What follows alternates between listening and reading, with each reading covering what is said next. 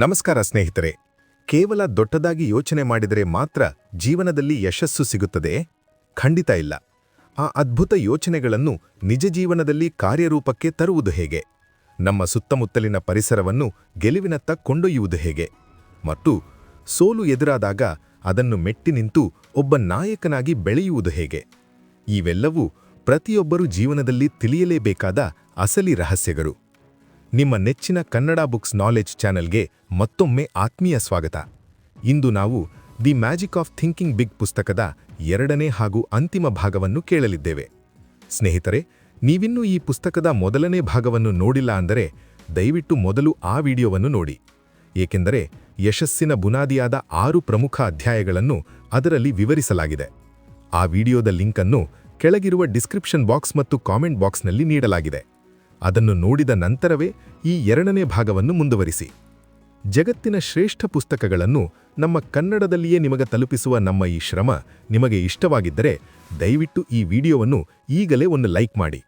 ನಿಮ್ಮ ಸ್ನೇಹಿತರೊಂದಿಗೆ ಇದನ್ನು ಶೇರ್ ಮಾಡಿ ಅವರಿಗೂ ಪ್ರೇರಣೆ ನೀಡಿ. ನೀವಿನ್ನೂ ನಮ್ಮ ಚಾನೆಲ್ಗೆ ಸಬ್ಸ್ಕ್ರೈಬ್ ಆಗಿಲ್ಲ ಅಂದರೆ ಈಗಲೇ ಸಬ್ಸ್ಕ್ರೈಬ್ ಮಾಡಿಕೊಳ್ಳಿ. ಬನ್ನಿ, ಇನ್ನು ತಡ ಮಾಡದೆ 2ನೇ ಭಾಗದ ಮ್ಯಾಜಿಕ್ ಅನ್ನು ಶುರು ಮಾಡೋಣ. ಅಧ್ಯಾಯ 7. ನಿಮ್ಮ ಪರಿಸರವನ್ನು ನಿರ್ವಹಿಸಿ. ಪ್ರಥಮ ದರ್ಜೆಗೆ ಹೋಗಿ. ಸ್ನೇಹಿತರೆ, ಮನುಷ್ಯನ ಮನಸ್ಸು ಒಂದು ಅದ್ಭುತವಾದ ಯಂತ್ರ. ಆದರೆ ಈ ಯಂತ್ರ ಹೇಗೆ ಕೆಲಸ ಮಾಡುತ್ತದೆ ಎನ್ನುವುದು ನಾವು ಅದಕ್ಕೆ ಒದಗಿಸುವ ಪರಿಸರದ ಮೇಲೆ ಸಂಪೂರ್ಣವಾಗಿ ಅವಲಂಬಿತವಾಗಿರುತ್ತದೆ. ಲೇಖಕರು ಇಲ್ಲಿ ಒಂದು ಅತ್ಯದ್ಭುತವಾದ ಹೋಲಿಕೆ ನೀಡುತ್ತಾರೆ. ನಮ್ಮ ದೇಹಕ್ಕೆ ನಾವು ಎಂತಹ ಆಹಾರವನ್ನು ನೀಡುತ್ತೇವೆಯೋ ನಮ್ಮ ಆರೋಗ್ಯ ಕೂಡ ಹಾಗೆಯೇ ಇರುತ್ತದೆ ಅಲ್ಲವೇ? ಅದೇ ರೀತಿ ನಮ್ಮ ಮೆದುಳಿಗೆ ನಾವು ಎಂತಹ ಪರಿಸರವನ್ನು, ಎಂತಹ ಆಲೋಚನೆಗಳನ್ನು ಮತ್ತು ಎಂತಹ ಜನರ ಒಡನಾಟವನ್ನು ನೀಡುತ್ತೇವೆಯೋ ನಮ್ಮ ಜೀವನದ ಯಶಸ್ಸು ಕೂಡ ಅದೇ ಮಟ್ಟದಲ್ಲಿ ನಿರ್ಧಾರವಾಗುತ್ತದೆ. ನಮ್ಮ ಮೆದುಳು ನಾವು ಇರುವ ಪರಿಸರದ ಒಂದು ನಿಖರವಾದ ಪ್ರತಿಬಿಂಬವಿದ್ದ ಹಾಗೆ. ನೀವು ಯಶಸ್ವಿಯಾಗಬೇಕು, ದೊಡ್ಡ ಗುರಿಗಳನ್ನು ಮುಟ್ಟಬೇಕು ಎಂದು ಕನಸು ಕಾಣುತ್ತಿದ್ದರೆ ಕೇವಲ ನಿಮ್ಮ ಒಳಗೆ ಆಲೋಚನೆ ಇದ್ದರೆ ಸಾಲದು. ನಿಮ್ಮ ಸುತ್ತಲಿನ ಪರಿಸರವೂ ಅದಕ್ಕೆ ತಕ್ಕಂತಿರಬೇಕು. ಬಹಳಷ್ಟು ಜನ ತಮ್ಮ ಜೀವನದಲ್ಲಿ ಏನನ್ನಾದರೂ ಸಾಧಿಸಲು ಹೊರಟಾಗ ವಿಫಲರಾಗಲು ಮುಖ್ಯ ಕಾರಣವೇ ಅವರ ಸುತ್ತಲಿನ ನಕಾರಾತ್ಮಕ ಪರಿಸರ. ನೀವೇನಾದರೂ ಹೊಸದನ್ನು ಸಾಧಿಸಲು ಹೊರಟಾಗ, ಅಯ್ಯೋ, ಇದು ನಿನ್ನಿಂದ ಆಗುವುದಿಲ್ಲ, ಇದು ತುಂಬ ಕಷ್ಟದ ಕೆಲಸ, ನಾವೆಲ್ಲ ಸಾಮಾನ್ಯ ಜನ, ನಮಗೇಕೆ ಈ ಉಸಾಭರಿ ಎಂದು ಹೇಳುವ ಜನರೇ ನಮ್ಮ ಸುತ್ತ ಹೆಚ್ಚಾಗಿರುತ್ತಾರೆ. ಇವರನ್ನು ಲೇಖಕರು ಆಲೋಚನಾ ಕೊಲೆಗಾರರು ಎಂದು ಕರೆಯುತ್ತಾರೆ. ಇವರು ತಮ್ಮ ಜೀವನದಲ್ಲೂ ಏನನ್ನೂ ಸಾಧಿಸಿರುವುದಿಲ್ಲ ಮತ್ತು ಇತರರು ಬೆಳೆಯುವುದನ್ನು ಇಷ್ಟಪಡುವುದಿಲ್ಲ. ನೀವು ಎಲ್ಲಿಯವರೆಗೆ ಇಂತಹ ಸಣ್ಣದಾಗಿ ಯೋಚಿಸುವ ಜನರ ಜೊತೆ ಇರುತ್ತೀರೋ ಅಲ್ಲಿಯವರೆಗೆ ನೀವೂ ಕೂಡ ದೊಡ್ಡದಾಗಿ ಬೆಳೆಯಲು ಸಾಧ್ಯವಿಲ್ಲ.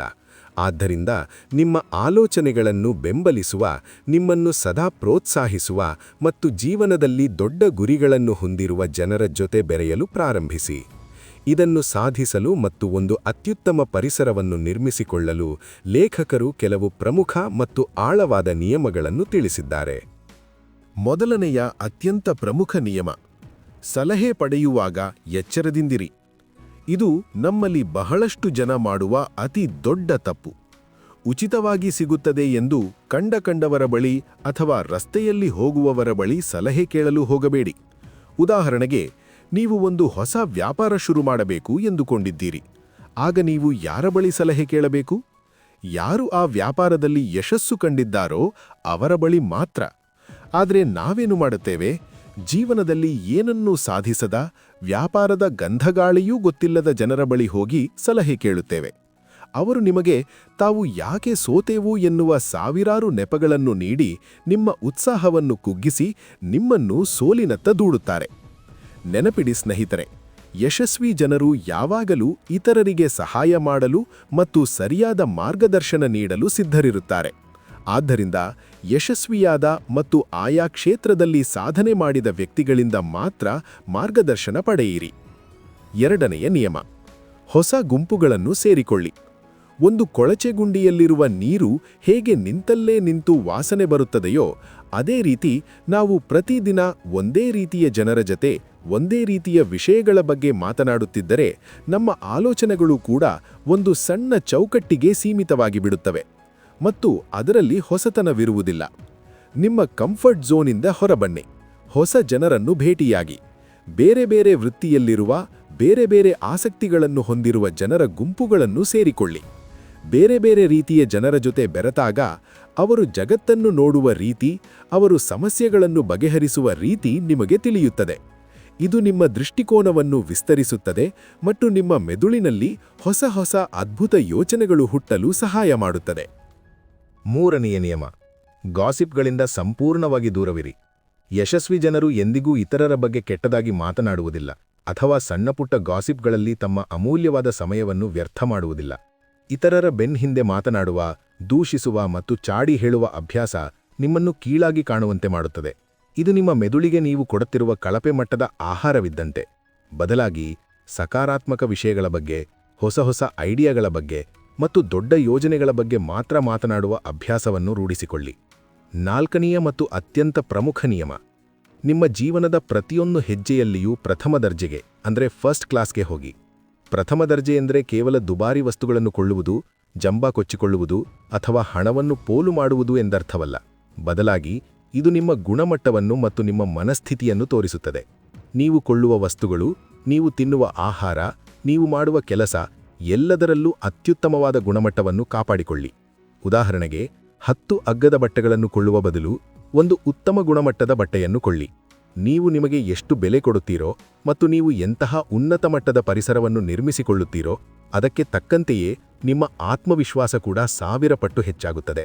ಸ್ನೇಹಿತರೆ, ಒಟ್ಟಾರೆಯಾಗಿ ಹೇಳಬೇಕೆಂದರೆ ನೀವು ಎಂತಹ ಪರಿಸರದಲ್ಲಿ ಇರುತ್ತೀರೋ ಅದೇ ರೀತಿಯ ಮನುಷ್ಯನಾಗಿ ಬದಲಾಗುತ್ತೀರಿ. ಆದ್ದರಿಂದ ನಿಮ್ಮ ಪರಿಸರದ ನಿಯಂತ್ರಣ ಸಂಪೂರ್ಣವಾಗಿ ನಿಮ್ಮ ಕೈಯಲ್ಲಿಯೇ ಇರಲಿ. ನಕಾರಾತ್ಮಕ ಜನರಿಂದ 100 ಮೈಲಿ ದೂರವಿರಿ ಮತ್ತು ಜೀವನದ ಪ್ರತಿಯೊಂದು ಹಂತದಲ್ಲೂ ಯಾವಾಗಲೂ ಅತ್ಯುತ್ತಮವಾದದ್ದನ್ನೇ ಮತ್ತು ಪ್ರಥಮ ದರ್ಜೆಯನ್ನೇ ಆರಿಸಿಕೊಳ್ಳಿ. ಅಧ್ಯಾಯ 8: ನಿಮ್ಮ ವರ್ತನೆಗಳನ್ನು ನಿಮ್ಮ ಮಿತ್ರರನ್ನಾಗಿ ಮಾಡಿಕೊಳ್ಳಿ. ಸ್ನೇಹಿತರೆ, ನಾವು ನಮ್ಮ ಬಾಯಿಂದ ಒಂದೇ ಒಂದು ಮಾತನ್ನು ಆಡುವ ಮುನ್ನವೇ ನಮ್ಮ ವರ್ತನೆ ಅಥವಾ ನಮ್ಮ ಮನೋಭಾವ ಇತರರಿಗೆ ನಮ್ಮ ಬಗ್ಗೆ ಬಹಳಷ್ಟನ್ನು ಹೇಳಿಬಿಡುತ್ತದೆ. ನಮ್ಮ ಮುಖಭಾವ, ನಾವು ನಡೆಯುವ ರೀತಿ, ನಾವು ಇತರರನ್ನು ನೋಡುವ ದೃಷ್ಟಿ ಮತ್ತು ನಾವು ಮಾತನಾಡುವ ಶೈಲಿ ಇವೆಲ್ಲವೂ ನಮ್ಮ ಒಳಗಿನ ಆಲೋಚನೆಗಳ ಕನ್ನಡಿಯಾಗಿರುತ್ತವೆ. ಲೇಖಕರಾದ ಡೇವಿಡ್ ಜೆ ಶ್ವಾರ್ಟ್ಸ್ ಅವರು ಹೇಳುವಂತೆ, ಮನೋಭಾವಗಳು ಮನುಷ್ಯನ ಅತಿ ದೊಡ್ಡ ಶಕ್ತಿಗಳು. ಸರಿಯಾದ ಮನೋಭಾವ ಇದ್ದರೆ ಅದು ನಿಮ್ಮನ್ನು ಯಶಸ್ಸಿನ ತುತ್ತ ತುದಿಗೆ ಏರಿಸುತ್ತದೆ. ಆದರೆ ಕೆಟ್ಟ ಮನೋಭಾವ ನಿಮ್ಮನ್ನು ಪಾತಾಳಕ್ಕೆ ತಳ್ಳುತ್ತದೆ. ಒಬ್ಬ ವ್ಯಕ್ತಿ ನಮ್ಮನ್ನು ಭೇಟಿಯಾದಾಗ ಆತ ನಮ್ಮ ಜೊತೆ ವ್ಯಾಪಾರ ಮಾಡುತ್ತಾನೆಯೇ, ನಮಗೆ ಕೆಲಸ ಕೊಡುತ್ತಾನೆಯೇ, ನಮ್ಮನ್ನು ನಂಬುತ್ತಾನೆಯೇ ಅಥವಾ ನಮ್ಮ ಮಾತನ್ನು ಕೇಳುತ್ತಾನೆಯೇ ಎನ್ನುವುದು ಸಂಪೂರ್ಣವಾಗಿ ನಮ್ಮ ವರ್ತನೆಯ ಮೇಲೆ ಅವಲಂಬಿತವಾಗಿರುತ್ತದೆ. ನಾವು ಎಷ್ಟೇ ಬುದ್ಧಿವಂತರಾಗಿದ್ದರೂ, ಎಷ್ಟೇ ಪದವಿಗಳನ್ನು ಪಡೆದಿದ್ದರೂ ನಮ್ಮ ವರ್ತನೆ ಸರಿಯಿಲ್ಲದಿದ್ದರೆ ಯಾರೂ ನಮ್ಮನ್ನು ಹತ್ತಿರ ಸೇರಿಸುವುದಿಲ್ಲ. ನಾವು ನಮ್ಮ ವರ್ತನೆಗಳನ್ನು ನಮ್ಮ ಆಪ್ತ ಮಿತ್ರರನ್ನಾಗಿ ಮಾಡಿಕೊಂಡರೆ ಆ ಮಿತ್ರರು ನಮ್ಮ ಯಶಸ್ಸಿಗಾಗಿ ಹಗಲಿರುಳು ಕೆಲಸ ಮಾಡುತ್ತಾರೆ. ಈ ಅಧ್ಯಾಯದಲ್ಲಿ ಲೇಖಕರು ನಮ್ಮನ್ನು ನಾಯಕರನ್ನಾಗಿ ಮಾಡುವ 3 ಅತ್ಯಂತ ಪ್ರಮುಖ ವರ್ತನೆಗಳನ್ನು ಬಹಳ ವಿವರವಾಗಿ ಬಿಡಿಸಿಟ್ಟಿದ್ದಾರೆ. ಮೊದಲನೆಯ ವರ್ತನೆ, ನಾನು ಉತ್ಸಾಹಭರಿತ ಎಂಬ ವರ್ತನೆ. ನೀವು ಯಾವುದೇ ಕೆಲಸ ಮಾಡುತ್ತಿರಲಿ, ಅದನ್ನು ಸಂಪೂರ್ಣ ಉತ್ಸಾಹದಿಂದ ಮಾಡಿ. ಉತ್ಸಾಹ ಎನ್ನುವುದು ಒಂದು ಅಂಟು ರೋಗವಿದ್ದ ಹಾಗೆ. ನೀವು ಉತ್ಸಾಹದಿಂದ ಇದ್ದರೆ ನಿಮ್ಮ ಸುತ್ತಮುತ್ತಲಿರುವ ಜನರಿಗೂ ಆ ಉತ್ಸಾಹ ತಾನಾಗಿಯೇ ಹರಡುತ್ತದೆ. ಉದಾಹರಣೆಗೆ, ನೀವು ಯಾರಿಗಾದರೂ ಒಂದು ಹೊಸ ಐಡಿಯಾವನ್ನು ವಿವರಿಸುತ್ತಿದ್ದೀರಿ ಎಂದು ಕಲ್ಪಿಸಿಕೊಳ್ಳಿ. ಆ ಐಡಿಯಾ ಬಗ್ಗೆ ನಿಮಗೇ ಉತ್ಸಾಹವಿಲ್ಲದಿದ್ದರೆ, ನಿಮ್ಮ ಧ್ವನಿಯಲ್ಲಿ ಜೀವ ಇಲ್ಲದಿದ್ದರೆ ಇತರರು ಯಾಕೆ ಅದರಲ್ಲಿ ಆಸಕ್ತಿ ತೋರಿಸುತ್ತಾರೆ? ಖಂಡಿತ ತೋರಿಸುವುದಿಲ್ಲ. ಹಾಗಾದರೆ ಒಂದು ಕೆಲಸದ ಮೇಲೆ ಈ ಉತ್ಸಾಹವನ್ನು ಬೆಳೆಸಿಕೊಳ್ಳುವುದು ಹೇಗೆ? ಲೇಖಕರು ಇಲ್ಲಿ ಒಂದು ಅದ್ಭುತವಾದ ತಂತ್ರವನ್ನು ಹೇಳಿಕೊಡುತ್ತಾರೆ. ಅದೇ ಇನ್ನಷ್ಟು ಆಳವಾಗಿ ಅಗೆಯುವ ತಂತ್ರ. ಯಾವುದಾದರೂ ವಿಷಯದ ಬಗ್ಗೆ ನಿಮಗೆ ಆಸಕ್ತಿ ಇಲ್ಲದಿದ್ದರೆ ಅದರ ಬಗ್ಗೆ ಇನ್ನಷ್ಟು ಆಳವಾಗಿ ಕಲಿಯಲು ಪ್ರಯತ್ನಿಸಿ. ಒಂದು ವಿಷಯದ ಬಗ್ಗೆ ನೀವು ಎಷ್ಟು ಹೆಚ್ಚು ತಿಳಿದುಕೊಳ್ಳುತ್ತೀರೋ ಅಷ್ಟು ಹೆಚ್ಚು ಆಸಕ್ತಿ ಮತ್ತು ಉತ್ಸಾಹ ನಿಮ್ಮಲ್ಲಿ ತಾನಾಗಿಯೇ ಹುಟ್ಟಿಕೊಳ್ಳುತ್ತದೆ. ನಿಮ್ಮ ಪ್ರತಿಯೊಂದು ಹೆಜ್ಜೆಯಲ್ಲಿ, ನೀವು ಕೊಡುವ ಹಸ್ತಲಾಘವದಲ್ಲಿ, ನಿಮ್ಮ ನಗುವಿನಲ್ಲಿ ಮತ್ತು ನಿಮ್ಮ ಪ್ರತಿ ಮಾತಿನಲ್ಲಿ ಜೀವ ತುಂಬಿರಲಿ. ಉತ್ಸಾಹವೇ ನಿಮ್ಮ ಅತಿ ದೊಡ್ಡ ಬಂಡವಾಳ. 2ನೇ ವರ್ತನೆ, ನೀವು ಅತ್ಯಂತ ಪ್ರಮುಖರು ಎಂಬ ವರ್ತನೆ. ಪ್ರಪಂಚದಲ್ಲಿರುವ ಪ್ರತಿಯೊಬ್ಬ ಮನುಷ್ಯನಿಗೂ ಆತ ಎಷ್ಟೇ ಬಡವನಾಗಿರಲಿ ಅಥವಾ ಎಷ್ಟೇ ಶ್ರೀಮಂತನಾಗಿರಲಿ ತಾನು ಒಬ್ಬ ಪ್ರಮುಖ ವ್ಯಕ್ತಿ ಎನಿಸಿಕೊಳ್ಳಬೇಕು ಎಂಬ ಅತಿ ದೊಡ್ಡ ಹಂಬಲವಿರುತ್ತದೆ. ಯಾರು ಇತರರಿಗೆ ಪ್ರಾಮುಖ್ಯತೆ ಕೊಡುತ್ತಾರೋ, ಯಾರು ಇತರರನ್ನು ಗೌರವಿಸುತ್ತಾರೋ ಅವರು ಅತ್ಯಂತ ಬೇಗ ದೊಡ್ಡ ನಾಯಕರಾಗಿ ಬೆಳೆಯುತ್ತಾರೆ. ನೀವು ಎದುರಿಗಿರುವ ವ್ಯಕ್ತಿಯನ್ನು ಕೇವಲ ಒಬ್ಬ ಸಾಮಾನ್ಯ ಮನುಷ್ಯ ಎಂದು ನೋಡದೆ ಅವರು ಅತ್ಯಂತ ಪ್ರಮುಖರು ಎಂದು ಭಾವಿಸಿ ಅವರ ಜೊತೆ ಮಾತನಾಡಿ. ಇದನ್ನು ಹೇಗೆ ಮಾಡುವುದು? ಒಬ್ಬ ವ್ಯಕ್ತಿ ಮಾತನಾಡುವಾಗ ನಿಮ್ಮ ಮೊಬೈಲ್ ನೋಡಬೇಡಿ. ಅವರ ಕಣ್ಣಲ್ಲಿ ಕಣ್ಣಿಟ್ಟು ಸಂಪೂರ್ಣ ಗಮನ ಕೊಟ್ಟು ಕೇಳಿ. ಅವರ ಹೆಸರನ್ನು ನೆನಪಿಟ್ಟುಕೊಂಡು ಪ್ರೀತಿಯಿಂದ ಕರೆಯಿರಿ. ಮತ್ತು ಅತ್ಯಂತ ಮುಖ್ಯವಾಗಿ ಅವರ ಸಣ್ಣ ಸಾಧನೆಗಳಿಗೂ ಅವರು ಮಾಡುವ ಸಣ್ಣ ಸಹಾಯಗಳಿಗೂ ಮನಸ್ಸಾರೆ ಪ್ರಶಂಸೆ ವ್ಯಕ್ತಪಡಿಸಿ. ನೀವು ಜನರಿಗೆ ಎಷ್ಟು ಪ್ರಾಮುಖ್ಯತೆ ನೀಡುತ್ತೀರೋ ಅವರು ನಿಮಗಾಗಿ ಅಷ್ಟೇ ಹೆಚ್ಚು ಕೆಲಸ ಮಾಡಲು ಮತ್ತು ನಿಮ್ಮನ್ನು ಬೆಂಬಲಿಸಲು ಸಿದ್ಧರಿರುತ್ತಾರೆ. ಇತರರನ್ನು ಮೇಲೆತ್ತಿದಾಗ ಮಾತ್ರ ನೀವು ಮೇಲಕ್ಕೆ ಬೆಳೆಯಲು ಸಾಧ್ಯ ಎಂಬುದನ್ನು ಮರೆಯಬೇಡಿ. ಮೂರನೇ ವರ್ತನೆ ಸೇವೆ ಮೊದಲು ಎಂಬ ವರ್ತನೆ. ಇಂದಿನ ಪ್ರಪಂಚದಲ್ಲಿ ಬಹಳಷ್ಟು ಜನ ಕೇವಲ ಹಣದ ಹಿಂದೆ ಓಡುತ್ತಾರೆ. ನಾನು ಈ ಕೆಲಸ ಮಾಡಿದರೆ ನನಗೆ ಎಷ್ಟು ಹಣ ಸಿಗುತ್ತದೆ, ನನಗೆ ಏನು ಲಾಭ ಎಂದು ಮಾತ್ರ ಯೋಚಿಸುತ್ತಾರೆ. ಆದರೆ ನಿಜವಾದ ಯಶಸ್ವಿ ವ್ಯಕ್ತಿಗಳು ಹಣದ ಹಿಂದೆ ಓಡುವುದಿಲ್ಲ. ಬದಲಾಗಿ ನಾನು ನನ್ನ ಗ್ರಾಹಕರಿಗೆ ಅಥವಾ ಜನರಿಗೆ ಇನ್ನಷ್ಟು ಉತ್ತಮವಾದ ಸೇವೆಯನ್ನು ಹೇಗೆ ನೀಡಬಲ್ಲೆ, ಅವರ ಜೀವನವನ್ನು ಹೇಗೆ ಸುಲಭಗೊಳಿಸಬಲ್ಲೆ ಎಂದು ಸದಾ ಯೋಚಿಸುತ್ತಾರೆ. ಲೇಖಕರು ಹೇಳುವಂತೆ, ಹಣ ಎನ್ನುವುದು ಕೇವಲ ನೀವು ನೀಡುವ ಸೇವೆಯ ಪ್ರತಿಫಲವಷ್ಟೇ. ನೀವು ಜನರಿಗೆ ಅವರು ನಿರೀಕ್ಷೆ ಮಾಡಿದ್ದಕ್ಕಿಂತ ಹೆಚ್ಚಿನ ಮೌಲ್ಯವನ್ನು ಮತ್ತು ಅತ್ಯುತ್ತಮ ಸೇವೆಯನ್ನು ನೀಡಿದಾಗ ಹಣ ಮತ್ತು ಯಶಸ್ಸು ನಿಮ್ಮನ್ನು ಹುಡುಕಿಕೊಂಡು ತಾನಾಗಿಯೇ ಬರುತ್ತವೆ.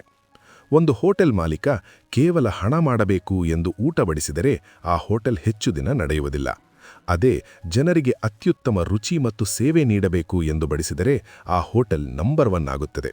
ಆದ್ದರಿಂದ ನಿಮ್ಮ ಸಂಪೂರ್ಣ ಗಮನವನ್ನು ಯಾವಾಗಲೂ ನಿಮ್ಮ ಸೇವೆಯ ಗುಣಮಟ್ಟವನ್ನು ಹೆಚ್ಚಿಸುವ ಕಡೆಗೆ ಕೊಡಿ. ಹಣ ತಾನಾಗಿಯೇ ನಿಮ್ಮ ಖಾತೆಗೆ ಬಂದು ಬೀಳುತ್ತದೆ. ಸ್ನೇಹಿತರೆ, ಈ 3 ದಿವ್ಯ ವರ್ತನೆಗಳನ್ನು ನಿಮ್ಮ ದಿನನಿತ್ಯದ ಜೀವನದ ಪ್ರತಿಯೊಂದು ಹೆಜ್ಜೆಯಲ್ಲಿಯೂ ಅಳವಡಿಸಿಕೊಳ್ಳಿ. ನಿಮ್ಮ ಅದಮ್ಯ ಉತ್ಸಾಹ, ಇತರರ ಬಗ್ಗೆ ನೀವು ತೋರುವ ಪ್ರಾಮುಖ್ಯತೆ ಮತ್ತು ಕಾಳಜಿ, ಹಾಗೂ ನಿಮ್ಮ ನಿಸ್ವಾರ್ಥ ಸೇವಾ ಮನೋಭಾವ, ಇವು 3 ನಿಮ್ಮನ್ನು ಸಾಮಾನ್ಯ ಜನರಿಗಿಂತ ಅತಿ ಎತ್ತರದಲ್ಲಿ ನಿಲ್ಲಿಸುತ್ತವೆ. ನಿಮ್ಮ ವರ್ತನೆಗಳೇ ನಿಮ್ಮ ಉಜ್ವಲ ಭವಿಷ್ಯವನ್ನು ಬರೆಯುವ ಆಪ್ತಮಿತ್ರರು ಎಂಬುದನ್ನು ಎಂದಿಗೂ ಮರೆಯದಿರಿ. ಅಧ್ಯಾಯ 9. ಜನರ ಬಗ್ಗೆ ಸರಿಯಾಗಿ ಯೋಚಿಸಿ. ಸ್ನೇಹಿತರೆ, ನಾವು ಎಷ್ಟೇ ಬುದ್ಧಿವಂತರಾಗಿದ್ದರೂ, ಎಷ್ಟೇ ಕಷ್ಟಪಟ್ಟು ಹಗಲಿರುಳು ಕೆಲಸ ಮಾಡಿದರೂ ಜೀವನದಲ್ಲಿ ನಾವು ಒಬ್ಬರೇ ಯಾರ ಸಹಾಯವೂ ಇಲ್ಲದೆ ದೊಡ್ಡ ಯಶಸ್ಸನ್ನು ಸಾಧಿಸಲು ಎಂದಿಗೂ ಸಾಧ್ಯವಿಲ್ಲ. ನಮ್ಮ ಯಶಸ್ಸು ಯಾವಾಗಲೂ ಇತರ ಜನರ ಬೆಂಬಲ, ಪ್ರೀತಿ ಮತ್ತು ಸಹಕಾರದ ಮೇಲೆ ನಿಂತಿರುತ್ತದೆ. ಲೇಖಕರಾದ ಡೇವಿಡ್ ಜೆ ಶ್ವಾರ್ಟ್ಸ್ ಅವರು ಹೇಳುವಂತೆ, ಯಾವುದೇ ವ್ಯಕ್ತಿಯನ್ನು ಮೇಲಕ್ಕೆ ಎತ್ತುವುದು ಅಥವಾ ಕೆಳಕ್ಕೆ ತಳ್ಳುವುದು ಆತನ ಸುತ್ತಮುತ್ತಲಿರುವ ಇತರ ಜನರೇ.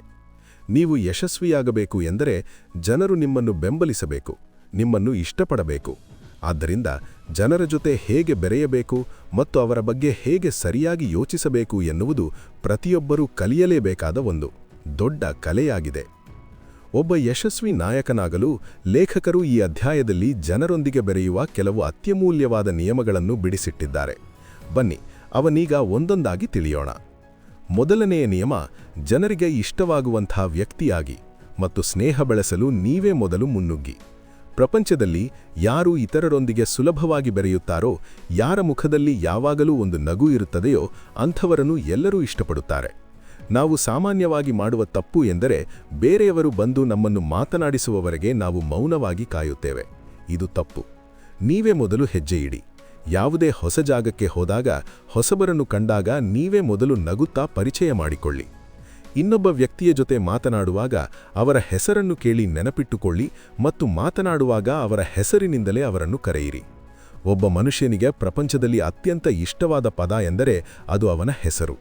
ನೀವು ಅವರ ಹೆಸರನ್ನು ನೆನಪಿಟ್ಟುಕೊಂಡು ಕರೆದಾಗ ನೀವು ಅವರಿಗೆ ಅತಿದೊಡ್ಡ ಗೌರವವನ್ನು ನೀಡಿದಂತಾಗುತ್ತದೆ. ಹಾಗೆಯೇ ಯಾರ ಜೊತೆಯೂ ವಿನಾಕಾರಣ ವಾದ ಮಾಡಲು ಹೋಗಬೇಡಿ. ವಾದದಲ್ಲಿ ಗೆಲ್ಲುವುದು ಮುಖ್ಯವಲ್ಲ, ಜನರ ಮನಸ್ಸನ್ನು ಗೆಲ್ಲುವುದು ಮತ್ತು ಸಂಬಂಧಗಳನ್ನು ಉಳಿಸಿಕೊಳ್ಳುವುದು ಮುಖ್ಯ.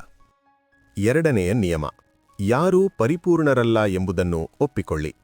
ಪ್ರತಿಯೊಬ್ಬ ಮನುಷ್ಯನಲ್ಲೂ ಏನಾದರೂ ಒಂದು ದೌರ್ಬಲ್ಯ, ಒಂದಷ್ಟು ತಪ್ಪುಗಳು ಇದ್ದೇ ಇರುತ್ತವೆ. ನಾವ್ಯಾರೂ ದೇವರಲ್ಲ.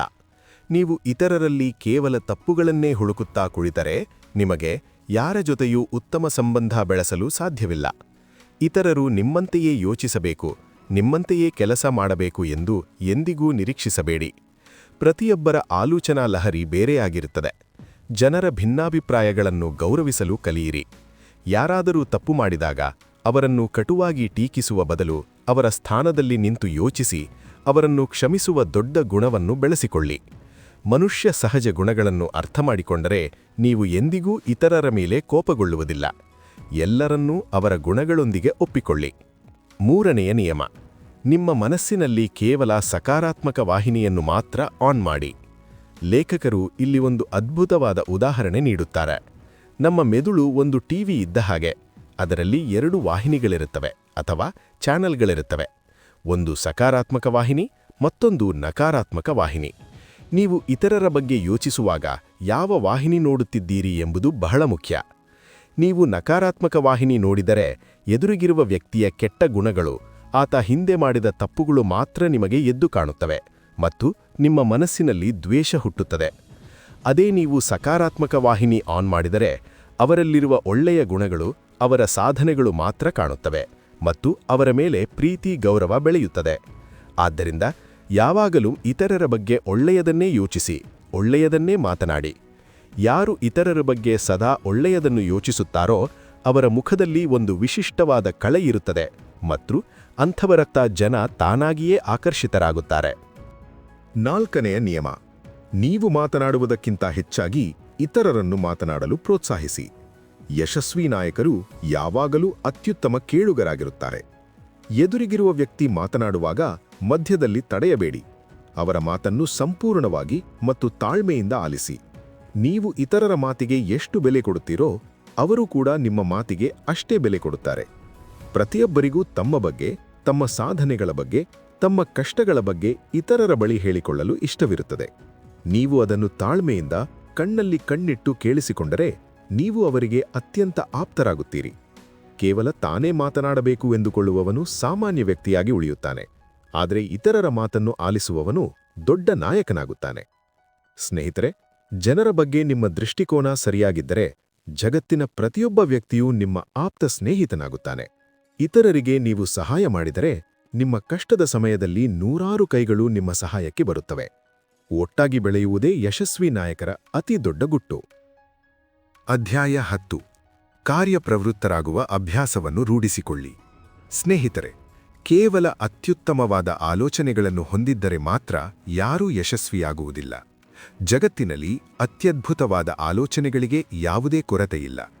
ಆದರೆ ಒಂದು ಅದ್ಭುತವಾದ ಆಲೋಚನೆ ನಿಮ್ಮ ತಲೆಯಲ್ಲಿದ್ದು ನೀವು ಅದರ ಬಗ್ಗೆ ಯಾವುದೇ ಕಾರ್ಯ ಮಾಡದಿದ್ದರೆ, ಹೆಜ್ಜೆ ಇಡದಿದ್ದರೆ ಆ ಆಲೋಚನೆಗೆ ಬಿಡಿಗಾಸಿನ ಬೆಲೆಯೂ ಇರುವುದಿಲ್ಲ. ಲೇಖಕರಾದ ಡೇವಿಡ್ ಜೆ ಶ್ವಾರ್ಟ್ಜ್ ಅವರು ಹೇಳುವಂತೆ, ಒಂದು ಸಾಧಾರಣವಾದ ಯೋಚನೆಯನ್ನು ಕಾರ್ಯರೂಪಕ್ಕೆ ತರುವ ವ್ಯಕ್ತಿ 100 ಅದ್ಭುತ ಯೋಚನೆಗಳನ್ನು ತಲೆಯಲ್ಲಿಟ್ಟುಕೊಂಡು ಸುಮ್ಮನೆ ಕೂರುವ ವ್ಯಕ್ತಿಗಿಂತ 100 ಪಟ್ಟು ಶ್ರೇಷ್ಠನಾಗಿರುತ್ತಾನೆ. ಯಶಸ್ಸಿನ ಏಕೈಕ ಗುಟ್ಟು ಎಂದರೆ ನಿಮ್ಮ ಆಲೋಚನೆಗಳನ್ನು ಕಾರ್ಯರೂಪಕ್ಕೆ ಇಳಿಸುವುದು. ಕಾರ್ಯಪ್ರವೃತ್ತರಾಗಲು ಮತ್ತು ನಮ್ಮೊಳಗಿನ ಸೋಮಾರಿತನವನ್ನು ಓಡಿಸಲು ಲೇಖಕರು ಕೆಲವು ಪ್ರಬಲವಾದ ಮತ್ತು ಆಳವಾದ ಸೂತ್ರಗಳನ್ನು ನೀಡಿದ್ದಾರೆ. ಬನ್ನಿ ಅವುಗಳನ್ನು ಅರ್ಥಮಾಡಿಕೊಳ್ಳೋಣ. ಮೊದಲನೆಯ ಮತ್ತು ಅತ್ಯಂತ ಪ್ರಮುಖ ಸೂತ್ರ: ಎಲ್ಲವೂ ಪರಿಪೂರ್ಣವಾಗುವವರೆಗೆ ದಯವಿಟ್ಟು ಕಾಯಬೇಡಿ. ನಮ್ಮಲ್ಲಿ ಬಹಳಷ್ಟು ಜನ ಸರಿಯಾದ ಸಮಯ ಬರಲಿ, ನನ್ನ ಬಳಿ ಸಾಕಷ್ಟು ಹಣ ಇರಲಿ, ನನ್ನ ಎಲ್ಲಾ ಕಷ್ಟಗಳು ಬಗೆಹರಿಯಲಿ, ಮಕ್ಕಳ ಮದುವೆಯಾಗಲಿ, ಆಮೇಲೆ ಆ ಹೊಸ ಕೆಲಸ ಶುರು ಮಾಡುತ್ತೇನೆ ಎಂದು ಕಾಯುತ್ತಲೇ ಇರುತ್ತಾರೆ. ಆದರೆ ನೆನಪಿಡಿ ಸ್ನೇಹಿತರೆ, ಜಗತ್ತಿನಲ್ಲಿ ಪರಿಪೂರ್ಣವಾದ ಸಮಯ ಎಂದು ಯಾವುದೂ ಇಲ್ಲವೇ ಇಲ್ಲ. ನೀವು ಯಾವುದೇ ಹೊಸ ಕೆಲಸ ಶುರು ಮಾಡಿದರೂ ಅದರಲ್ಲಿ ಅಡೆತಡೆಗಳು, ಕಷ್ಟಗಳು ಮತ್ತು ಸವಾಲುಗಳು ಬಂದೇ ಬರುತ್ತವೆ. ನೀವು ಸವಾಲುಗಳಿಗೆ ಹೆದರಿ ಕೆಲಸವನ್ನು ಮುಂದೂಡುತ್ತಲೇ ಹೋದರೆ ನಿಮ್ಮ ಜೀವನ ಮುಗಿಯುತ್ತದೆಯೇ ಹೊರತು ಕೆಲಸ ಶುರುವಾಗುವುದಿಲ್ಲ. ಈಗ ನೀವು ಹೇಗಿದ್ದೀರೋ, ನಿಮ್ಮ ಬಳಿ ಎಷ್ಟಿದೆಯೋ, ಎಲ್ಲಿಂದ ಸಾಧ್ಯವೋ ಅಲ್ಲಿಂದಲೇ ಧೈರ್ಯವಾಗಿ ಕೆಲಸ ಶುರು ಮಾಡಿ. ದಾರಿಯಲ್ಲಿ ಸಿಗುವ ಕಲ್ಲು ಮುಳ್ಳುಗಳನ್ನು ಆಮೇಲೆ ಎದುರಿಸಬಹುದು. 2ನೆಯ ಸೂತ್ರ: ಸ್ಫೂರ್ತಿಗಾಗಿ ಕಾಯಬೇಡಿ. ಬಹಳಷ್ಟು ಜನ ನಮಗೆ ಕೆಲಸ ಮಾಡಲು ಮೂಡಿಲ್ಲ, ಸ್ಫೂರ್ತಿ ಬಂದಾಗ ಮಾಡುತ್ತೇನೆ, ಮಳೆ ನಿಂತ ಮೇಲೆ ಮಾಡುತ್ತೇನೆ ಎಂದು ಸುಮ್ಮನೆ ಕೂರುತ್ತಾರೆ. ನೀವು ಕೆಲಸ ಶುರು ಮಾಡುವ ಮುನ್ನ ಸ್ಫೂರ್ತಿ ಎಂದಿಗೂ ಬರುವುದಿಲ್ಲ.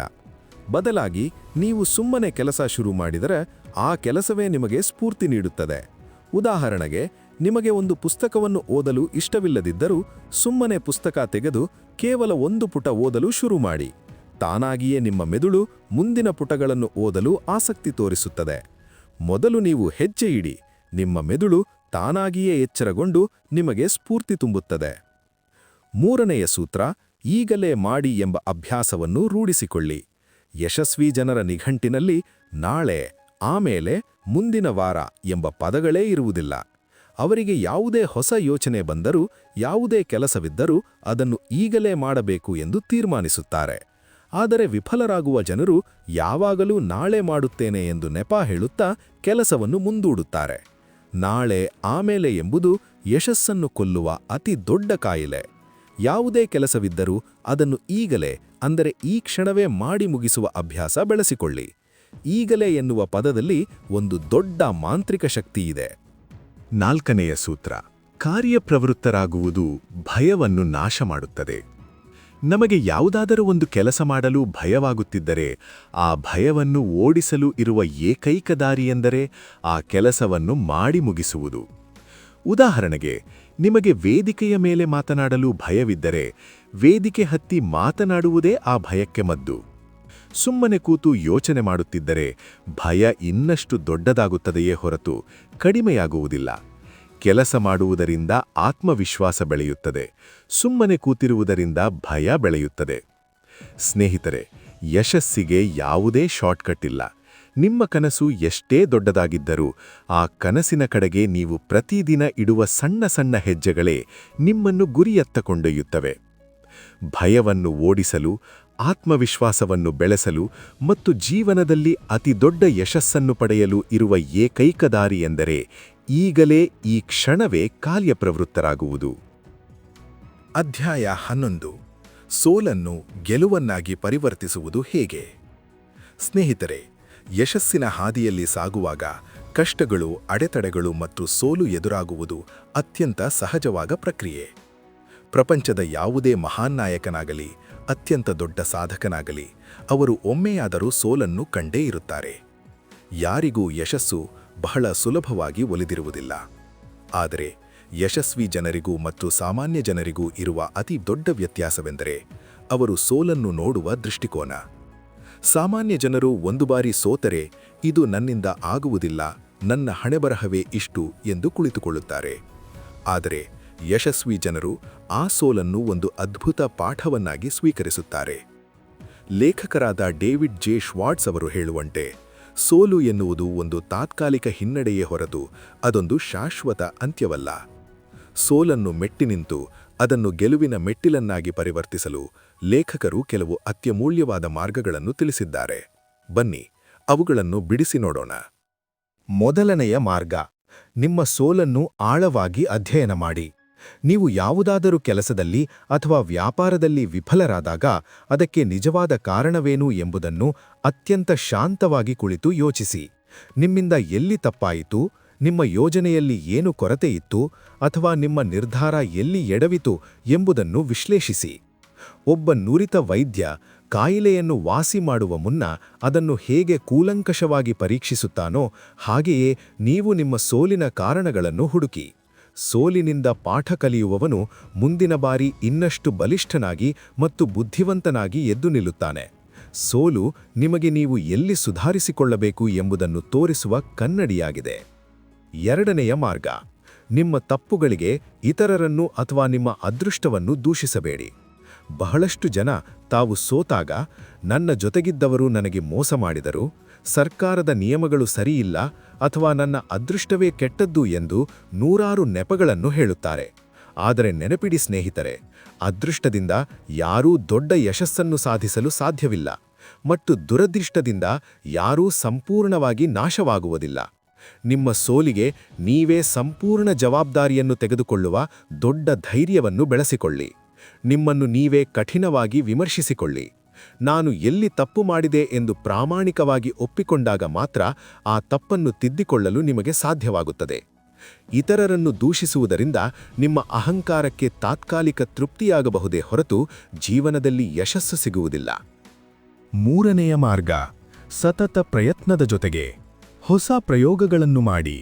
ನೀವು ಒಂದು ದೊಡ್ಡ ಗುರಿಯನ್ನು ತಲುಪಲು ಪ್ರಯತ್ನಿಸುತ್ತಿದ್ದೀರಿ ಮತ್ತು ಅದರಲ್ಲಿ ಪದೇ ಪದೇ ಸೋಲುತ್ತಿದ್ದೀರಿ ಎಂದುಕೊಳ್ಳಿ. ಕೇವಲ ಕುರುಡಾಗಿ ಅದೇ ಹಳೆಯ ದಾರಿಯಲ್ಲಿ ಮತ್ತೆ ಮತ್ತೆ ಪ್ರಯತ್ನಿಸಬೇಡಿ. ಗೋಡೆಗೆ ತಲೆಚಚ್ಚಿಕೊಳ್ಳುವುದರಿಂದ ಗೋಡೆ ಒಡೆಯುವುದಿಲ್ಲ, ತಲೆ ಒಡೆಯುತ್ತದೆ. ನಿಮ್ಮ ಗುರಿ ಒಂದೇ ಆಗಿರಲಿ, ಆದರೆ ಅಲ್ಲಿಗೆ ತಲುಪುವ ದಾರಿಯನ್ನು ಅಥವಾ ವಿಧಾನವನ್ನು ಬದಲಾಯಿಸಿ. ಹೊಸ ಪ್ರಯೋಗಗಳನ್ನು ಬಳಸಿ, ಹೊಸ ದೃಷ್ಟಿಕೋನದಿಂದ ಯೋಚಿಸಿ. ಎಲ್ಲಿಯವರೆಗೆ ನೀವು ವಿಭಿನ್ನವಾಗಿ ಮತ್ತು ಸೃಜನಶೀಲವಾಗಿ ಪ್ರಯತ್ನಿಸುತ್ತೀರೋ ಅಲ್ಲಿಯವರೆಗೆ ಸೋಲು ನಿಮ್ಮನ್ನು ಅಂತಿಮವಾಗಿ ಮಣಿಸಲು ಸಾಧ್ಯವೇ ಇಲ್ಲ. ಹಿಂಜರಿಯದೆ ಹೊಸ ದಾರಿಗಳನ್ನು ಹುಡುಕುತ್ತಲೇ ಇರಿ. 4ನೆಯ ಮಾರ್ಗ: ಪ್ರತಿಯೊಂದು ಸನ್ನಿವೇಶದಲ್ಲೂ ಒಳ್ಳೆಯದನ್ನೇ ಹುಡುಕಿ.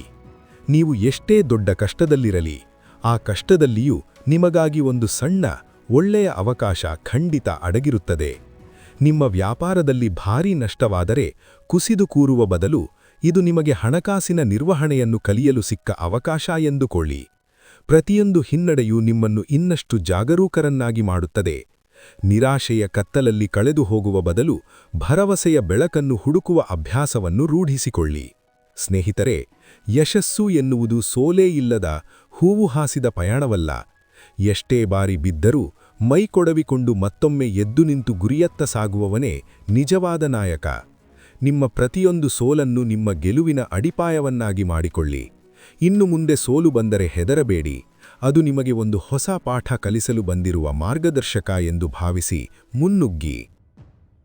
ಅಧ್ಯಾಯ 12. ನಿಮ್ಮ ಬೆಳವಣಿಗೆಗೆ ಸಹಾಯ ಮಾಡಲು ಗುರಿಗಳನ್ನು ಬಳಸಿ. ಸ್ನೇಹಿತರೆ, ಗುರಿಯಿಲ್ಲದ ಜೀವನ ಎಂದರೆ ಚುಕ್ಕಾಣಿಯಿಲ್ಲದ ಹಡಗಿನಲ್ಲಿ ಅಗಾಧವಾದ ಸಮುದ್ರದ ಮಧ್ಯೆ ಪಯಣಿಸಿದ ಹಾಗೆ. ಆ ಹಡಗು ಎತ್ತ ಸಾಗುತ್ತಿದೆ, ಎಲ್ಲಿಗೆ ಹೋಗಿ ತಲುಪಬೇಕು ಎಂಬುದು ಯಾರಿಗೂ ತಿಳಿದಿರುವುದಿಲ್ಲ. ಕಡೆಗೆ ಅದು ಯಾವುದೋ ಬಂಡೆಗೆ ಡಿಕ್ಕಿ ಹೊಡೆದು ನಾಶವಾಗುತ್ತದೆ. ನಮ್ಮ ಜೀವನವೂ ಅಷ್ಟೇ. ನೀವು ಎಲ್ಲಿಗೆ ಹೋಗಬೇಕು ಎಂದು ಮೊದಲೇ ನಿರ್ಧರಿಸದಿದ್ದರೆ ನೀವು ಎಲ್ಲಿಗೂ ತಲುಪುವುದಿಲ್ಲ. ಒಂದು ಸ್ಪಷ್ಟವಾದ ಗುರಿಯಿಲ್ಲದ ಮನುಷ್ಯ ತನ್ನ ಜೀವನದ ಅಮೂಲ್ಯವಾದ ಸಮಯವನ್ನು ಕೇವಲ ಅಲೆದಾಡುವುದರಲ್ಲೇ ಕಳೆಯುತ್ತಾನೆ. ಲೇಖಕರಾದ ಡೇವಿಡ್ ಜೆ ಶ್ವಾರ್ಟ್ಸ್ ಅವರು ಬಹಳ ಸ್ಪಷ್ಟವಾಗಿ ಹೇಳುತ್ತಾರೆ, ನೀವು ಭವಿಷ್ಯದಲ್ಲಿ ಎಷ್ಟು ದೊಡ್ಡದಾಗಿ ಬೆಳೆಯುತ್ತೀರಿ ಎನ್ನುವುದು ನೀವು ಇಂದು ಇಟ್ಟುಕೊಳ್ಳುವ ಗುರಿಯ ಗಾತ್ರದ ಮೇಲೆ ಸಂಪೂರ್ಣವಾಗಿ ಅವಲಂಬಿತವಾಗಿರುತ್ತದೆ.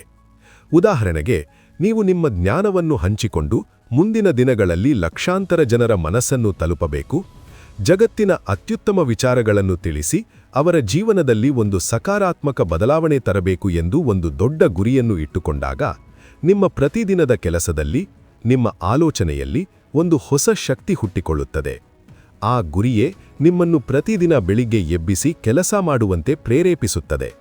ಗುರಿಗಳು ನಮ್ಮನ್ನು ಮುನ್ನಡೆಸುವ ಅದೃಶ್ಯ ಇಂಧನವಿದ್ದ ಹಾಗೆ. ಈ ಅಧ್ಯಾಯದಲ್ಲಿ ಲೇಖಕರು ಗುರಿಗಳನ್ನು ಹೇಗೆ ನಿರ್ಧರಿಸಬೇಕು ಮತ್ತು ಅವನ್ನು ಹೇಗೆ ಸಾಧಿಸಬೇಕು ಎಂಬುದರ ಬಗ್ಗೆ ಅತ್ಯಂತ ಆಳವಾದ ಮತ್ತು ಪ್ರಾಯೋಗಿಕವಾದ ಮಾರ್ಗದರ್ಶನ ನೀಡಿದ್ದಾರೆ. ಬನ್ನಿ, ಅವನ್ನು ವಿಸ್ತಾರವಾಗಿ ತಿಳಿಯೋಣ. ಮೊದಲನೆಯದಾಗಿ, ನಿಮ್ಮ 10 ವರ್ಷಗಳ ಭವಿಷ್ಯದ ಸ್ಪಷ್ಟ ಚಿತ್ರಣವನ್ನು ಬರೆದಿಟ್ಟುಕೊಳ್ಳಿ. ಕೇವಲ ನಾಳೆ ಏನಾಗುತ್ತದೆಯೋ ಅಥವಾ ಮುಂದಿನ ತಿಂಗಳು ನನ್ನ ಪರಿಸ್ಥಿತಿ ಏನಾಗುತ್ತದೆಯೋ ಎಂದು ಯೋಚಿಸುವ ಬದಲು, ಇಂದಿಗೆ ಸರಿಯಾಗಿ 10 ವರ್ಷಗಳ ನಂತರ ನೀವು ಎಲ್ಲಿದ್ದೀರಿ, ನಿಮ್ಮ ಜೀವನ ಹೇಗಿದೆ ಎಂಬುದನ್ನು ಕಲ್ಪಿಸಿಕೊಳ್ಳಿ. ಲೇಖಕರು ನಿಮ್ಮ ಜೀವನವನ್ನು 3 ವಿಭಾಗಗಳಾಗಿ ವಿಂಗಡಿಸಲು ಹೇಳುತ್ತಾರೆ. ಮೊದಲನೆಯದು ನಿಮ್ಮ ವೃತ್ತಿ ಅಥವಾ ಕೆಲಸದ ವಿಭಾಗ. 10 ವರ್ಷಗಳ ನಂತರ ನೀವು ನಿಮ್ಮ ಕೆಲಸದಲ್ಲಿ ಯಾವ ಉನ್ನತ ಮಟ್ಟಕ್ಕೆ ಏರಿರುತ್ತೀರಿ, ನಿಮ್ಮ ಆದಾಯ ಎಷ್ಟಿರುತ್ತದೆ ಎಂದು ಬರೆಯಿರಿ. ಎರಡನೆಯದು ನಿಮ್ಮ ಕೌಟುಂಬಿಕ ವಿಭಾಗ.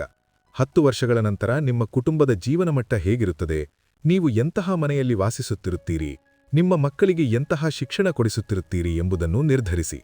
ಮೂರನೆಯದು ನಿಮ್ಮ ಸಾಮಾಜಿಕ ವಿಭಾಗ. ಸಮಾಜದಲ್ಲಿ ನಿಮ್ಮ ಸ್ಥಾನಮಾನ ಹೇಗಿರುತ್ತದೆ, ನಿಮ್ಮ ವ್ಯಕ್ತಿತ್ವ ಹೇಗಿರುತ್ತದೆ, ನೀವು ಇತರರಿಗೆ ಎಷ್ಟು ಸಹಾಯ ಮಾಡುತ್ತಿರುತ್ತೀರಿ ಎಂಬುದನ್ನು ಸ್ಪಷ್ಟವಾಗಿ ಕಾಗದದ ಮೇಲೆ ಬರೆಯಿರಿ. ಈ ಸ್ಪಷ್ಟವಾದ ಭವಿಷ್ಯದ ಚಿತ್ರಣ ಕತ್ತಲಲ್ಲಿ ದಾರಿ ತೋರಿಸುವ ದೀಪದಂತೆ ನಿಮ್ಮನ್ನು ಪ್ರತಿದಿನ ಎಚ್ಚರಿಸುತ್ತದೆ. ಎರಡನೆಯದಾಗಿ, ನಿಮ್ಮ ಆ ದೊಡ್ಡ ಗುರಿಯನ್ನು ಸಣ್ಣ ಸಣ್ಣ ಹೆಜ್ಜೆಗಳಾಗಿ ವಿಂಗಡಿಸಿ.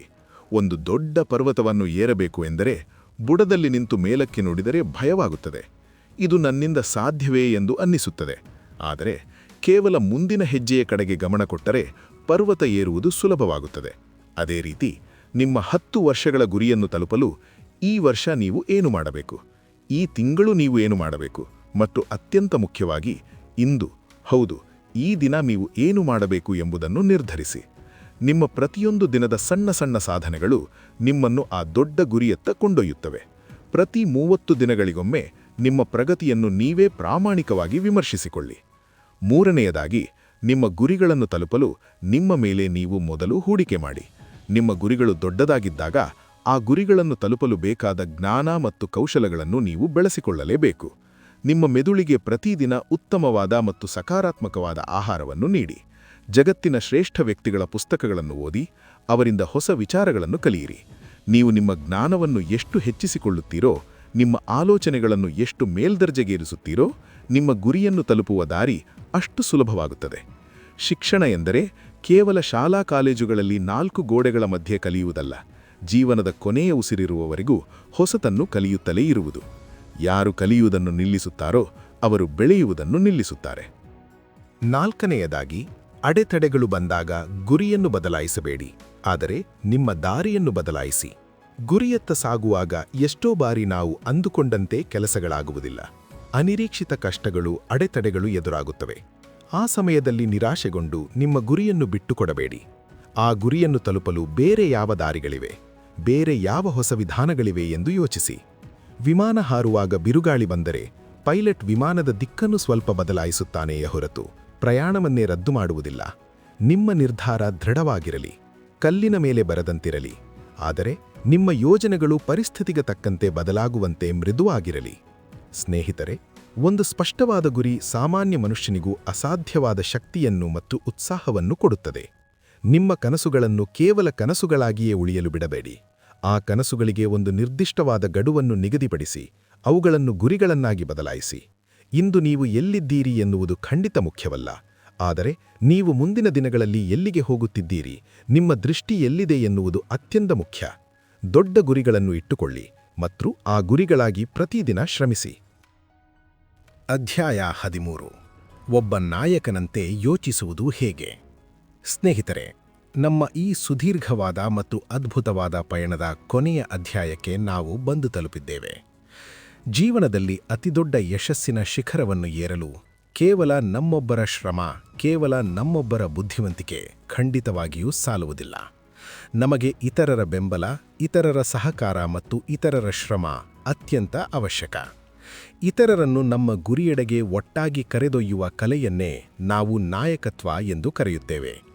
ಲೇಖಕರಾದ ಡೇವಿಡ್ ಜೆ ಶ್ವಾರ್ಟ್ಸ್ ಅವರು ಹೇಳುವಂತೆ, ನಾಯಕತ್ವ ಎನ್ನುವುದು ಕೇವಲ ಒಂದು ಹುದ್ದೆಯಲ್ಲ, ಅದೊಂದು ಶ್ರೇಷ್ಠವಾದ ಮನಸ್ಥಿತಿ. ಒಬ್ಬ ನಿಜವಾದ ನಾಯಕನಾಗಲು ಮತ್ತು ನಾಯಕನಂತೆ ಯೋಚಿಸಲು ಲೇಖಕರು 4 ಅತ್ಯಮೂಲ್ಯವಾದ ನಿಯಮಗಳನ್ನು ಇಲ್ಲಿ ಬಹಳ ವಿಸ್ತಾರವಾಗಿ ವಿವರಿಸಿದ್ದಾರೆ. ಬನ್ನಿ, ಅವನ್ನು ನಮ್ಮ ಜೀವನದಲ್ಲಿ ಹೇಗೆ ಅಳವಡಿಸಿಕೊಳ್ಳಬಹುದು ಎಂದು ಆಳವಾಗಿ ತಿಳಿಯೋಣ. ನಾಯಕನಾಗುವ ಮೊದಲನೆಯ ನಿಯಮ: ನೀವು ಯಾರ ಮೇಲೆ ಪ್ರಭಾವ ಬೀರಬೇಕೋ ಅವರ ಸ್ಥಾನದಲ್ಲಿ ನಿಂತು ಯೋಚಿಸಿ. ಇದು ನಾಯಕತ್ವದ ಅತ್ಯಂತ ಶಕ್ತಿಶಾಲಿ ಅಸ್ತ್ರ. ಉದಾಹರಣೆಗೆ, ನೀವು ಒಬ್ಬ ಬಾಸ್ ಆಗಿದ್ದರೆ, ನಿಮ್ಮ ಕೆಲಸಗಾರರಿಗೆ ಯಾವುದಾದರೂ ಒಂದು ಕಷ್ಟದ ಕೆಲಸವನ್ನು ಒಪ್ಪಿಸುವ ಮುನ್ನ ಒಂದು ಕ್ಷಣ ನಿಮ್ಮನ್ನು ನೀವು ಅವರ ಸ್ಥಾನದಲ್ಲಿರಿಸಿಕೊಂಡು ಯೋಚಿಸಿ. ನಾನು ಅವರ ಜಾಗದಲ್ಲಿದ್ದಿದ್ದರೆ ಈ ಆದೇಶವನ್ನು ಹೇಗೆ ಸ್ವೀಕರಿಸುತ್ತಿದ್ದೆ, ನನಗೆ ಹೇಗನ್ನಿಸುತ್ತಿತ್ತು ಎಂದು ನಿಮ್ಮನ್ನೇ ಕೇಳಿಕೊಳ್ಳಿ. ನೀವು ಒಬ್ಬ ವ್ಯಾಪಾರಿಯಾಗಿದ್ದರೆ, ನಿಮ್ಮ ಗ್ರಾಹಕನ ಸ್ಥಾನದಲ್ಲಿ ನಿಂತು, ನಾನು ಒಬ್ಬ ಗ್ರಾಹಕನಾಗಿದ್ದರೆ ಈ ವಸ್ತುವನ್ನು ಈ ಬೆಲೆಗೆ ಕೊಳ್ಳುತ್ತಿದ್ದೇನೆ ಎಂದು ಪ್ರಾಮಾಣಿಕವಾಗಿ ಯೋಚಿಸಿ. ನೀವು ಯಾವಾಗ ಇತರರ ಕಣ್ಣಿನಿಂದ ಜಗತ್ತನ್ನು ನೋಡಲು ಕಲಿಯುತ್ತೀರೋ, ಆಗ ನೀವು ಜನರಿಗೆ ಏನು ಬೇಕು ಎಂಬುದನ್ನು ನಿಖರವಾಗಿ ಅರ್ಥಮಾಡಿಕೊಳ್ಳುತ್ತೀರಿ. ಜನರನ್ನು ಅರ್ಥಮಾಡಿಕೊಂಡವನೇ ಜಗತ್ತನ್ನು ಆಳುವ ನಾಯಕನಾಗುತ್ತಾನೆ. ನಾಯಕನಾಗುವ ಎರಡನೆಯ ನಿಯಮ: ಪ್ರತಿಯೊಂದು ಸನ್ನಿವೇಶದಲ್ಲೂ ಮಾನವೀಯತೆಯಿಂದ ವರ್ತಿಸಿ. ಯಂತ್ರಗಳಿಗೂ ಮನುಷ್ಯರಿಗೂ ಇರುವ ಅತಿದೊಡ್ಡ ವ್ಯತ್ಯಾಸವೆಂದರೆ, ಮನುಷ್ಯರಿಗೆ ಭಾವನೆಗಳಿರುತ್ತವೆ ಮತ್ತು ಮನುಷ್ಯರು ತಪ್ಪು ಮಾಡುವುದು ಸಹಜ. ನೀವೊಬ್ಬ ನಾಯಕನಾಗಿ ಬೆಳೆಯುತ್ತಿರುವಾಗ ನಿಮ್ಮ ಕೈಕೆಳಗೆ ಕೆಲಸ ಮಾಡುವವರಿಂದ ಅಥವಾ ನಿಮ್ಮ ಜೊತೆಗಿರುವವರಿಂದ ಏನಾದರೂ ದೊಡ್ಡ ತಪ್ಪಾದರೆ ತಕ್ಷಣ ರೊಚ್ಚಿಗೇಳಬೇಡಿ. ಇದು ಯಂತ್ರಗಳಲ್ಲ, ಮನುಷ್ಯರು ಎನ್ನುವುದನ್ನು ನೆನಪಿಸಿಕೊಳ್ಳಿ. ದಯೆ ಮತ್ತು ಕರುಣೆಯಿಂದ ಪರಿಸ್ಥಿತಿಯನ್ನು ನಿಭಾಯಿಸಿ. ನಾಯಕನಾದವನು ಎಂದಿಗೂ 4 ಜನರ ಮುಂದೆ ತನ್ನ ಕೆಲಸಗಾರರನ್ನು ಕೀಳಾಗಿ ಮಾತನಾಡಿ ಅವಮಾನಿಸುವುದಿಲ್ಲ. ಬದಲಾಗಿ ಅವರನ್ನು ಪ್ರತ್ಯೇಕವಾಗಿ ಕರೆದು ಪ್ರೀತಿಯಿಂದ ಅವರ ತಪ್ಪನ್ನು ತಿದ್ದುತ್ತಾನೆ. ಆದರೆ ಅವರ ಒಳ್ಳೆಯ ಕೆಲಸಗಳನ್ನು ಮಾತ್ರ ಎಲ್ಲರ ಮುಂದೆಯೂ ಮನಸ್ಸಾರೆ ಹೊಗಳುತ್ತಾನೆ. ನೀವು ಜನರಿಗೆ ಎಷ್ಟು ಮರ್ಯಾದೆ ಕೊಡುತ್ತೀರೋ, ಅವರು ನಿಮ್ಮ ಮೇಲಿನ ಗೌರವದಿಂದ ನಿಮ್ಮ ಯಶಸ್ಸಿಗಾಗಿ ಅಷ್ಟೇ ಪ್ರಾಮಾಣಿಕವಾಗಿ ದುಡಿಯುತ್ತಾರೆ. ನಾಯಕನಾಗುವ ಮೂರನೆಯ ನಿಯಮ: ಯಾವಾಗಲೂ ಪ್ರಗತಿಯ ಬಗ್ಗೆ ಯೋಚಿಸಿ ಮತ್ತು ಪ್ರಗತಿಯನ್ನು ನಂಬಿ. ಒಬ್ಬ ನಾಯಕನ ಮನಸ್ಥಿತಿ ಯಾವಾಗಲೂ ನಿನ್ನೆ ಮಾಡಿದ್ದಕ್ಕಿಂತ ಇಂದು ಇನ್ನಷ್ಟು ಉತ್ತಮವಾಗಿ ಹೇಗೆ ಮಾಡಬಹುದು ಎಂಬುದರ ಕಡೆಗೆ ಇರುತ್ತದೆ. ತನ್ನ ತಂಡಕ್ಕೆ ಅಥವಾ ತನ್ನ ಸಂಸ್ಥೆಗೆ ಹೊಸ ದಾರಿಯನ್ನು ತೋರಿಸುವವನೇ ನಾಯಕ. ಲೇಖಕರು ಹೇಳುವಂತೆ, ನಾಯಕನ ಆಲೋಚನೆಗಳು ಹೇಗಿರುತ್ತವೆಯೋ ಆತನನ್ನು ಹಿಂಬಾಲಿಸುವವರ ಆಲೋಚನೆಗಳು ಕೂಡ ನಿಖರವಾಗಿ ಹಾಗೆಯೇ ಇರುತ್ತವೆ. ನಾಯಕನಾದವನು ಸಾಕು, ಇಷ್ಟೇ ಜೀವನ, ಹೀಗೆಯೇ ನಡೆದುಕೊಂಡು ಹೋಗಲಿ ಎಂದು ಯೋಚಿಸಿದರೆ ಆತನ ಇಡೀ ತಂಡ ಸೋಮಾರಿಯಾಗುತ್ತದೆ. ಅದೇ ನಾಯಕ, ಬನ್ನಿ ಹೊಸತನ್ನು ಸಾಧಿಸೋಣ, ಹೊಸ ಎತ್ತರಕ್ಕೆ ಬೆಳೆಯೋಣ ಎಂದು ಉತ್ಸಾಹದಿಂದ ಮುನ್ನುಗ್ಗಿದರೆ ಆತನ ಹಿಂದಿರುವ ಪ್ರತಿಯೊಬ್ಬ ವ್ಯಕ್ತಿಯಲ್ಲೂ ಮಿಂಚಿನ ಸಂಚಾರವಾಗುತ್ತದೆ. ನಿಮ್ಮ ಹೆಜ್ಜೆಗಳು ಯಾವಾಗಲೂ ಮುಂದಕ್ಕೆ ಮತ್ತು ಮೇಲಕ್ಕೆ ಇರಲಿ. ನಾಯಕನಾಗುವ 4ನೆಯ ಮತ್ತು ಅತ್ಯಂತ ವಿಶಿಷ್ಟವಾದ ನಿಯಮ, ನಿಮ್ಮೊಂದಿಗೆ ನೀವು ಮಾತನಾಡಲು ಪ್ರತಿದಿನ ಸ್ವಲ್ಪ ಸಮಯವನ್ನು ಮೀಸಲಿಡಿ. ಇದು ಪ್ರಪಂಚದ ಎಲ್ಲಾ ಶ್ರೇಷ್ಠ ನಾಯಕರು ಪಾಲಿಸುವ ಒಂದು ದೊಡ್ಡ ರಹಸ್ಯ. ಪ್ರತಿದಿನ ಕನಿಷ್ಠ ಅರ್ಧ ಗಂಟೆಯಾದರೂ ಯಾವುದೇ ಮೊಬೈಲ್ ಇಲ್ಲದೆ, ಯಾರ ಸಂಪರ್ಕವೂ ಇಲ್ಲದೆ ಸಂಪೂರ್ಣ ಏಕಾಂತದಲ್ಲಿ ನಿಮ್ಮೊಂದಿಗೆ ನೀವು ಕಳೆಯಿರಿ. ಈ ನಿಶ್ಶಬ್ದವಾದ ಸಮಯದಲ್ಲಿ ನಿಮ್ಮ ಮನಸ್ಸು ಅತ್ಯಂತ ಅದ್ಭುತವಾಗಿ ಕೆಲಸ ಮಾಡುತ್ತದೆ. ನಿಮ್ಮ ಎದುರಿಗಿರುವ ಕಷ್ಟಕರವಾದ ಸಮಸ್ಯೆಗಳಿಗೆ ಈ ಏಕಾಂತದಲ್ಲಿ ಅತ್ಯುತ್ತಮವಾದ ಪರಿಹಾರಗಳು ತಾನಾಗಿಯೇ ಹೊಳೆಯುತ್ತವೆ. ಏಕಾಂತ ಎನ್ನುವುದು ನಿಮ್ಮ ಆಂತರಿಕ ಶಕ್ತಿಯನ್ನು ಜಾಗೃತಗೊಳಿಸುವ ಮತ್ತು ನಿಮ್ಮ ಭವಿಷ್ಯದ ಯೋಜನೆಗಳನ್ನು ರೂಪಿಸುವ ಒಂದು ಅತ್ಯಮೂಲ್ಯವಾದ ಸಮಯ. ನಿಮ್ಮನ್ನು ನೀವು ಆಳವಾಗಿ ಅರ್ಥಮಾಡಿಕೊಳ್ಳದೆ ನೀವು ಜಗತ್ತನ್ನು ಅರ್ಥಮಾಡಿಕೊಳ್ಳಲು ಸಾಧ್ಯವಿಲ್ಲ. ಸ್ನೇಹಿತರೆ, ನಾಯಕತ್ವ ಎನ್ನುವುದು ಇತರರ ಮೇಲೆ ದಬ್ಬಾಳಿಕೆ ಮಾಡುವುದಲ್ಲ, ಬದಲಾಗಿ ಇತರರನ್ನು ನಿಮ್ಮ ಪ್ರೀತಿ, ನಿಮ್ಮ ದೃಷ್ಟಿಕೋನ ಮತ್ತು ನಿಮ್ಮ ಅದ್ಭುತ ಆಲೋಚನೆಗಳ ಮೂಲಕ ಮೇಲಕ್ಕೆತ್ತುವುದು. ನಿಮ್ಮ ಆಲೋಚನೆಗಳು ಎಷ್ಟರ ಮಟ್ಟಿಗೆ ದೊಡ್ಡದಾಗಿರುತ್ತವೆಯೋ ನೀವು ಅಷ್ಟೇ ದೊಡ್ಡ ಮಟ್ಟದ ನಾಯಕರಾಗಿ, ಅಷ್ಟೇ ದೊಡ್ಡ ಮಟ್ಟದ ಯಶಸ್ಸನ್ನು ಸಾಧಿಸುತ್ತೀರಿ. ಸ್ನೇಹಿತರೆ, ಇಲ್ಲಿಗೆ ಡೇವಿಡ್ ಜೆ ಶ್ವಾರ್ಟ್ಜ್ ಅವರು ಬರೆದಿರುವ the magic of thinking big ಪುಸ್ತಕದ ಸಂಪೂರ್ಣ ಸಾರಾಂಶ ಮುಕ್ತಾಯವಾಗುತ್ತದೆ. ಈ 2 ಭಾಗಗಳ ವಿಡಿಯೋಗಳಲ್ಲಿ ನಾವು ಕೇವಲ ಒಂದು ಪುಸ್ತಕವನ್ನು ಕೇಳಲಿಲ್ಲ, ಬದಲಾಗಿ ನಮ್ಮ ಆಲೋಚನೆಗಳನ್ನು ಸಂಪೂರ್ಣವಾಗಿ ಬದಲಾಯಿಸುವ ಮತ್ತು ನಮ್ಮ ಜೀವನವನ್ನು ಅತ್ಯಂತ ಉನ್ನತ ಮಟ್ಟಕ್ಕೆ ಕೊಂಡೊಯ್ಯುವ ಒಂದು ಅದ್ಭುತವಾದ ಕಲೆಯನ್ನು ಕಲಿತಿದ್ದೇವೆ. ನೆನಪಿಡಿ ಸ್ನೇಹಿತರೆ, ಜಗತ್ತಿನಲ್ಲಿ ಯಾರು ದೊಡ್ಡದಾಗಿ ಯೋಚಿಸುತ್ತಾರೋ, ಯಾರು ದೊಡ್ಡ ಗುರಿಗಳನ್ನು ಇಟ್ಟುಕೊಳ್ಳುತ್ತಾರೋ ಅವರು ಮಾತ್ರ ದೊಡ್ಡ ಮಟ್ಟದ ಯಶಸ್ಸನ್ನು ಸಾಧಿಸುತ್ತಾರೆ. ನಿಮ್ಮ ಮೇಲೆ, ನಿಮ್ಮ ಸಾಮರ್ಥ್ಯದ ಮೇಲೆ ನೀವು ಅಪಾರವಾದ ನಂಬಿಕೆ ಇಡಿ. ನನಗೆ ಸಮಯವಿಲ್ಲ, ನನಗೆ ಅದೃಷ್ಟವಿಲ್ಲ ಎಂದು ನೆಪ ಹೇಳುವುದನ್ನು ಇಂದಿಗೆ ಬಿಟ್ಟುಬಿಡಿ. ಭವಿಷ್ಯದ ಬಗ್ಗೆ ಸ್ಪಷ್ಟವಾದ ಗುರಿ ಇಟ್ಟುಕೊಂಡು ಈಗಲೇ ಕಾರ್ಯಪ್ರವೃತ್ತರಾಗಿ. ಯಶಸ್ಸಿನ ದಾರಿಯಲ್ಲಿ ಸೋಲು ಎದುರಾದಾಗ ಹೆದರದೆ ಅದನ್ನು ನಿಮ್ಮ ಗೆಲುವಿನ ಮೆಟ್ಟಿಲನ್ನಾಗಿ ಮಾಡಿಕೊಳ್ಳಿ ಮತ್ತು ನಿಮ್ಮ ಸುತ್ತಲಿನ ಜನರೊಡನೆ ಪ್ರೀತಿಯಿಂದ ಬೆರೆತು ಒಬ್ಬ ಅತ್ಯುತ್ತಮ ನಾಯಕನಾಗಿ ಬೆಳೆಯಿರಿ. ನಿಮ್ಮ ಆಲೋಚನೆಗಳೇ ನಿಮ್ಮ ಜೀವನದ ಅತಿ ದೊಡ್ಡ ಆಸ್ತಿ. ನಮ್ಮ ಹೆಮ್ಮೆಯ ಕನ್ನಡ ಭಾಷೆಯಲ್ಲಿಯೇ ಜಗತ್ತಿನ ಅತ್ಯುತ್ತಮ ಪುಸ್ತಕಗಳ ಜ್ಞಾನವನ್ನು ಪ್ರತಿಯೊಬ್ಬರಿಗೂ ತಲುಪಿಸುವ ನಿಮ್ಮ ನೆಚ್ಚಿನ ಕನ್ನಡ ಬುಕ್ಸ್ ನಾಲೆಡ್ಜ್ ಚಾನೆಲ್ನ ಈ ಪ್ರಾಮಾಣಿಕ ಪ್ರಯತ್ನ ನಿಮಗೆ ನಿಜಕ್ಕೂ ಇಷ್ಟವಾಗಿದ್ದರೆ ಮತ್ತು ಇದರಿಂದ ನಿಮ್ಮ ಜೀವನದಲ್ಲಿ ಒಂದಿಷ್ಟಾದರೂ ಪ್ರೇರಣೆ ಸಿಕ್ಕಿದ್ದರೆ ದಯವಿಟ್ಟು ಈ ವಿಡಿಯೋವನ್ನು ಈಗಲೇ ಒಂದು ಲೈಕ್ ಮಾಡಿ. ನಿಮ್ಮ ಅನಿಸಿಕೆಗಳನ್ನು ಹಾಗೂ ಈ 13 ಅಧ್ಯಾಯಗಳಲ್ಲಿ ನಿಮಗೆ ಅತಿ ಹೆಚ್ಚು ಇಷ್ಟವಾದ ಮತ್ತು ನಿಮ್ಮ ಜೀವನಕ್ಕೆ ಹತ್ತಿರವಾದ ಅಧ್ಯಾಯ ಯಾವುದು ಎಂಬುದನ್ನು ಕಮೆಂಟ್ ಮಾಡಿ ಖಂಡಿತ ತಿಳಿಸಿ. ನಿಮ್ಮ ಸ್ನೇಹಿತರು ಹಾಗೂ ಕುಟುಂಬದವರೊಂದಿಗೂ ಇದನ್ನು ಶೇರ್ ಮಾಡಿ, ಅವರಿಗೂ ಜೀವನದಲ್ಲಿ ದೊಡ್ಡದಾಗಿ ಬೆಳೆಯಲು ಪ್ರೇರಣೆ ನೀಡಿ. ನೀವಿನ್ನೂ ನಮ್ಮ ಚಾನಲ್ಗೆ ಸಬ್ಸ್ಕ್ರೈಬ್ ಆಗಿಲ್ಲ ಅಂದರೆ ಇಂತಹ ಅದ್ಭುತ ಜ್ಞಾನಕ್ಕಾಗಿ ಈಗಲೇ ಸಬ್ಸ್ಕ್ರೈಬ್ ಮಾಡಿಕೊಳ್ಳಿ ಮತ್ತು ಹೊಸ ವಿಡಿಯೋಗಳಿಗಾಗಿ ಬೆಲ್ ಐಕಾನ್ ಒತ್ತಿ. ಮತ್ತೊಂದು ಅದ್ಭುತವಾದ ಪುಸ್ತಕದೊಂದಿಗೆ ಮತ್ತಷ್ಟು ಹೊಸ ಜ್ಞಾನದೊಂದಿಗೆ ಮುಂದಿನ ವಿಡಿಯೋದಲ್ಲಿ ಸಿಗೋಣ. ಅಲ್ಲಿಯವರೆಗೆ ನಿಮ್ಮ ಆಲೋಚನೆಗಳು ಆಕಾಶದಷ್ಟು ವಿಶಾಲವಾಗಿರಲಿ. ನಮಸ್ಕಾರ.